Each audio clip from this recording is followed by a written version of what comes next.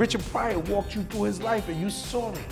He put you right there. You was on the corner with the wino. You was on the corner. My government name is Tracy Morgan. I'm a human being and I'm funny. He never lied to us.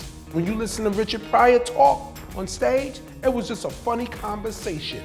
And that's what attracted me to stand up. If I'm gonna tell a story on stage, it's gonna be with detail and color. You know, I learned my honesty and I learned my ability to connect with audiences and to be vulnerable through watching Richard Pryor.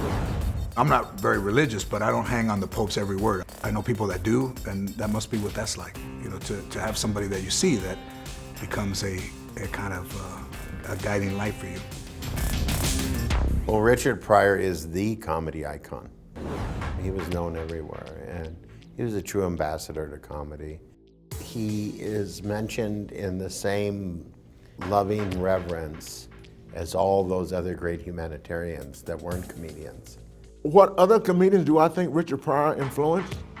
Are you crazy?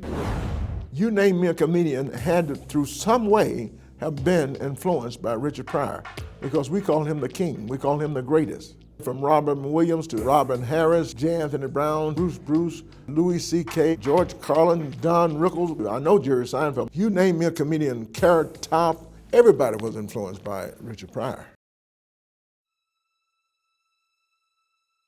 For Richard Pryor, his stirring journey that changed the world began the first time he appeared on television. Something a comedian never forgets. On Broadway tonight, for the first time on television, Richard Pryor.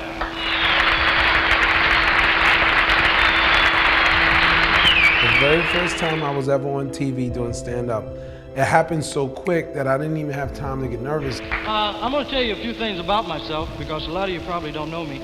I'm not a New Yorker. My home's in Pyror, Illinois. They asked me, did I have 7 minutes? So I said, yeah. They said, go on stage, and I was on stage, so I didn't have time. I'm from an average type family, 11 kids. No mother and father, just kids. When you walk on stage now and you know these people have paid to come see you. I grabbed the crook. That was the wrong move. I already know every night before I go on stage I'm gonna have a good time, whether you like it or not. He threw me down, I got up, he knocked me down, I got up, he kicked me down, he said, get up. I said, ha ha ha. And the next 5 to 7 minutes is a complete blur. It's out of body experience. I remember at one point I was up above myself, looking down at me, doing stand-up. Then my wife threw him across the furniture, she slapped me, the police came, she beat them up. They took her away, me and the crook, living happily ever after. And if you did well, the next day, you know, it all changes. Even when he was supposedly square and legit, his heart was still in the streets. Dr. Todd Boyd, professor of critical studies, USC School of Cinematic Arts. This sort of perspective of a black man from this generation who's connected to the streets and how you use language to sort of communicate this was very familiar to me.